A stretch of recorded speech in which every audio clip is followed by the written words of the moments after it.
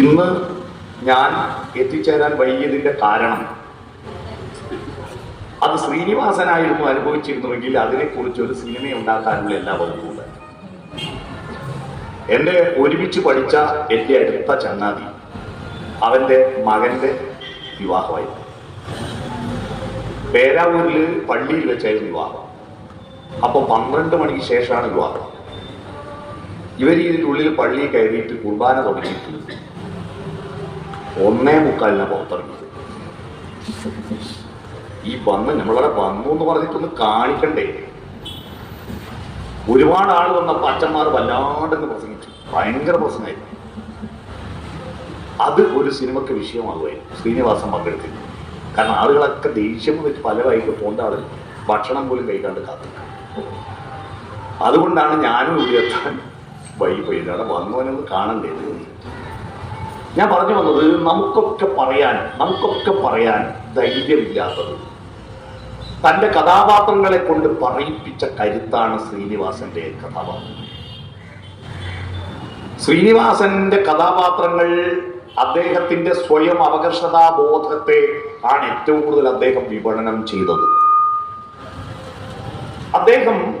അദ്ദേഹത്തിന്റെ അത്ഭുതം ഉദയനാണ് താരൻ എന്ന സിനിമയിൽ ശ്രീനിവാസൻ എഴുതി മോഹൻലാലിനെ കൊണ്ട് പറയിപ്പിക്കുന്ന ഒരു സംഭാഷണം. ആ സംഭാഷണം സിനിമയിൽ നായകനായിട്ട് തന്നെ കൂട്ടുകയും ചെയ്യുന്നു. അപ്പൊ പറഞ്ഞു, നായകനാകാൻ പറ്റിയൊരു കോലം കണ്ടിട നിനക്ക് ചെയ്തു. അപ്പൊ പറഞ്ഞു, അതൊക്കെ മേക്കപ്പ് ചെയ്ത ശരിയായി കൂടെ. അപ്പൊ മോഹൻലാൽ പറയുന്നുണ്ട്, മേക്കപ്പിന് ഒരു പരിധിയില്ലേ. ഇതാരെ കൊണ്ടാ പറയുന്ന? ശ്രീനിവാസനെ. ആരാ ഈ സംഭാഷണം എഴുതി കൊടുക്കുന്നത്? ശ്രീനിവാസൻ. ആരാണ് ഈ കഥാപാത്രത്തെ തീരുമാനിക്കുന്നത്? ശ്രീനിവാസൻ. തന്റെ ശരീരം മേക്കപ്പ് കൊണ്ട് സുന്ദരൻ, നമ്മുടെ ആധുനിക പുറംമോടി സംസ്കാരത്തിന്റെ സൗന്ദര്യബോധ പ്രകാരം ശ്രീനിവാസൻ ഒരു സുന്ദരനല്ല. അദ്ദേഹത്തിന്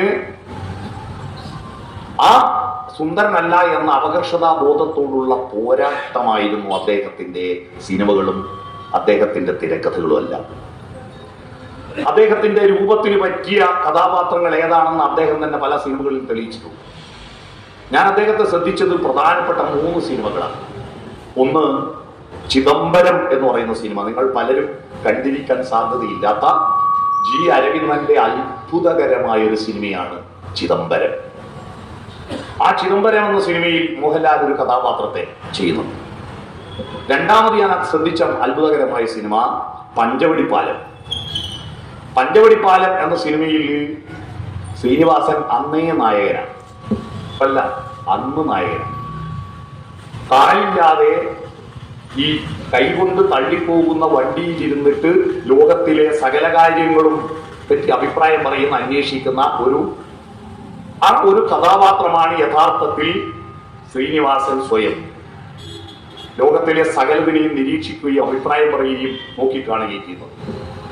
ആ സിനിമയിൽ ഒരു മഹാപൊതുയോഗം നടന്നു. ആ പൊതുയോഗത്തിൽ വേദിയിൽ ഒരു 35-40 ആളുണ്ട്. സദസ്സിൽ ഒറ്റ ഒരാൾ ഈ ഉന്തുവഴിയിലിരിക്കുന്ന ശ്രീനിവാസൻ മാത്രമാണ് പ്രസംഗം കേൾക്കുന്നത്.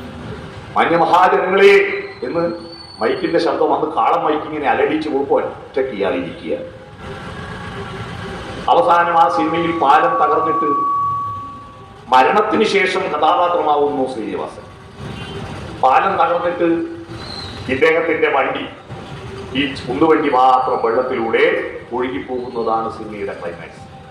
ബാക്കി എല്ലാവരും നീന്തി രക്ഷപ്പെടുകയും ഭിന്നശേഷിക്കാരനായ ഒരാൾ മാത്രം വെള്ളത്തിൽ പെട്ട് മരിച്ചു പോവുകയും ചെയ്യുന്നതായിട്ടാണ് ആ സിനിമയുടെ അവസാനം. പിന്നെ 3ാമത്തെ സിനിമ തേന്മാവിൻ കൊമ്പത്ത് എന്ന സിനിമയില് അപ്പക്കാള എന്നൊരു കഥാപാത്രം. ഈ അപ്പക്കാള എന്ന കഥാപാത്രം അയാളുടെ ബോഡിക്ക് പറ്റിയ രീതിയിൽ അയാളത് വാർത്തെടുക്കും. അയാളെ ചെറിയ ബുദ്ധി തോന്നിയ കാര്യം എന്ന് പറയുന്നത് കഥാപാത്രമുണ്ട് അപ്പക്കാള. ഈ കഥാപാത്രം ഇങ്ങനെ സ്വയം പരിഹാസ്യ കഥ. ചിത്രം എന്ന സിനിമയിൽ അമ്മാവ എന്ന് പറഞ്ഞിട്ട് കള്ളത്തരത്തെ തെളിയിക്കാൻ വേണ്ടി പരിശ്രമിച്ച് പരാജയപ്പെടുന്ന ഒരു ഒരുത്തൻ. അതാണ് ഹിസ്ഹൈന സബ്ദുള്ള എന്ന സിനിമയിൽ മോഹൻലാലിനെ കൊലപാതകിയായി കൂട്ടിക്കൊണ്ടുവരുന്ന ഒരുത്തൻ എന്ന് പറഞ്ഞാൽ ഉപ്പില്ലാത്ത കഞ്ഞിയില്ല എന്ന് പറയുന്നത് പോലെ വിജയിച്ച മലയാള സിനിമകളിലെല്ലാം ആ സിനിമയുടെ കഥയുടെ വിജയത്തിന്റെ പിറകിൽ പ്രധാനപ്പെട്ട ആസൂത്രകൻ ശ്രീനിവാസൻ അവതരിപ്പിച്ച കഥാപാത്രം. അദ്ദേഹം ചെറുപ്പത്തിൽ പാട്യം ഗ്രാമത്തിൽ ദരിദ്രനായ ഒരു അച്ഛന്റെ മകനായിട്ട് സകലമാന തരികിടയും കാണിച്ച് സകലമാന ദുരനുഭവങ്ങളും നല്ല അനുഭവങ്ങളും അനുഭവിച്ച് പട്ടിണിയുടെയും ദാരിദ്ര്യത്തിന്റെയും ചലിക്കുള്ളിൽ ആണ്ട് കിടന്നിട്ട് അതിജീവിച്ച് വന്നപ്പോ ആ അതിജീവനത്തിന്റെ കരുത്ത് മുഴുവൻ, തന്റെ ജീവിതാനുഭവ കഥകൾ മുഴുവൻ, താൻ കണ്ട കഥകൾ മുഴുവൻ തന്റെ സിനിമയിലെ മനസ്സാകുന്ന വലിയ ക്യാൻവാസിൽ അദ്ദേഹം തിരക്കഥകളാക്കി രൂപപ്പെടുത്തുകയായിരുന്നു. ആ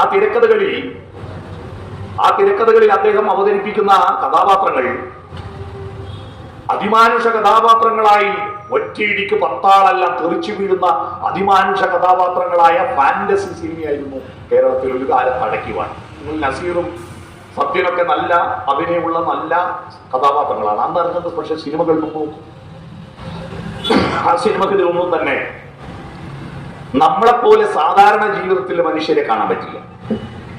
ആ മനുഷ്യർ നായകന്മാരെല്ലാം വിജയിക്കുന്ന നായകന്മാർ.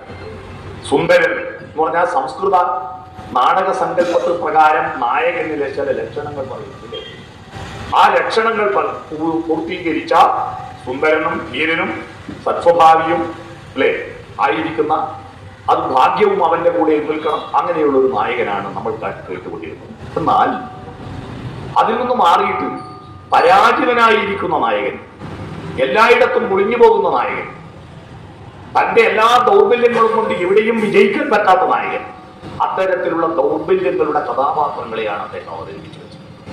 അങ്ങനെയാണ് നാടോടിക്കാറ്റ് എന്ന സിനിമ ഇറങ്ങുന്നതോടുകൂടി കേരളത്തിലെ സാധാരണ യുവാക്കളുടെ, തൊഴിലില്ലാത്ത യുവാക്കളുടെ പ്രയാസങ്ങളുടെ അവതരണം, ആ അവതരണമാണ് അദ്ദേഹത്തിന്റെ ദാസനും വിജയനും എന്ന 2 കഥാപാത്രം. എനിക്ക് തോന്നുന്നത് കേരളത്തിൽ ഏറ്റവും കൂടുതൽ കാർട്ടൂണുകൾ, ഏറ്റവും കൂടുതൽ പ്രസംഗങ്ങളിൽ ഉദ്ധരിക്കപ്പെട്ടത് ഈ 2 കഥാപാത്രങ്ങളെയാണ്, ദാസനും വിജയനും എന്ന കഥാപാത്രം. ആ കോമ്പിനേഷൻ പിന്നെ അതിൽ നിന്ന് മാറിയിട്ട് നാടോടിക്കാറ്റ് എന്ന സിനിമയിൽ നിന്ന് പിന്നെ ആ കഥാപാത്രങ്ങളെ തന്നെ വെച്ചിട്ട് പിന്നീട് അക്കരെ പട്ടണപ്രവേശം തുടങ്ങിയ ഒരു സീരീസ്, ഇപ്പോഴടുത്ത കാലത്ത് ഇറങ്ങിയ സിനിമയുടെ ഒരു പുതിയ പ്രവൃത്തിയാണ് സിനിമാ സീരീസുകളുണ്ട്. ആ സീരീസ് എന്ന് പറയുന്ന ഒരു കഥയുടെ തുടർക്കഥകളായിട്ട് അടുത്ത സിനിമയും അതിനടുത്ത സിനിമയും ഒക്കെ അവതരിപ്പിക്കുന്നു. അതിൽ അടുക്കളപ്പണിക്കാരനായിരിക്കുന്ന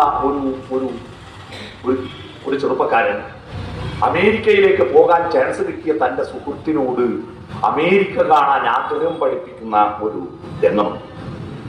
മോഹൻലാലിന്റെ ചവിട്ടേറ്റിട്ട് ചിരിച്ചുകൊണ്ട്, വേദന സഹിച്ചുകൊണ്ട്, നീ ചവിട്ടിക്കോ, എത്ര വേണമെന്ന് ചവിട്ടിക്കോ എന്നൊക്കെ പറയുന്ന സംഭാഷണമില്ലേ, ആ സംഭാഷണമൊക്കെ മറ്റൊരാൾക്ക് അവതരിപ്പിക്കാൻ പറ്റില്ല, അത്രയും കുറവാണ്. മറ്റൊന്ന്, നമ്മുടെ മലയാള സാഹിത്യത്തിൽ നമ്മുടെ പഴഞ്ചൊല്ലുകളിൽ പലതും കുഞ്ചൻ നമ്പ്യാരുതാണ്. ഇപ്പോൾ ജിതേഷ് കണ്ണവർ ഇവിടെ പറഞ്ഞു, കുഞ്ചൻ നമ്പ്യാരുടെ പിന്നെ തള്ളക്കിട്ടൊരു തല്ലു വരുമ്പോൾ വെള്ളിയെടുത്ത് തടുക്കുകയുള്ളൂ, ചെറുപ്പകാലങ്ങളിലുള്ള ശീലം മറക്കുമോ മനുഷ്യനുള്ള കാലം തുടങ്ങിയ കാവ്യ പഴഞ്ചൊല്ലുകളാണ് നമുക്ക് ഏറ്റവും കൂടുതൽ. എന്നാൽ ഗദ്യപ്പഴഞ്ചൊല്ലുകൾ നിങ്ങൾ നോക്കൂ, ഗദ്യപ്പഴഞ്ചൊല്ലുകൾ ഒരുപാടുണ്ട്. അത് പോയി അടുത്ത കാലത്ത് ശ്രീനിവാസന്റെ സിനിമയിൽ വന്നതാണ്.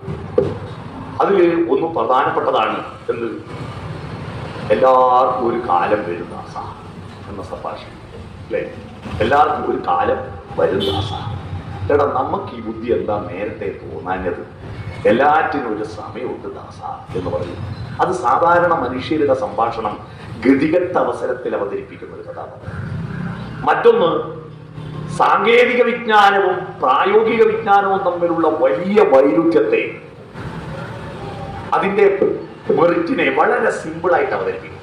ഈ കോളേജിലെല്ലാം പഠിച്ച് വലിയ ജോലി വാങ്ങുന്നവരും സാധാരണ നാട്ടിലെ അനുഭവപരിചയമുള്ളവരും തമ്മിലുള്ള ഒരു സംഭാഷണം, പിന്നെ നമ്മുടെ മാമുക്കോയും ശ്രീനിവാസനും തമ്മിലുള്ള വണ്ടി ഓടിക്കാൻ പഠിക്കുന്ന ഒരു രംഗമുണ്ട്.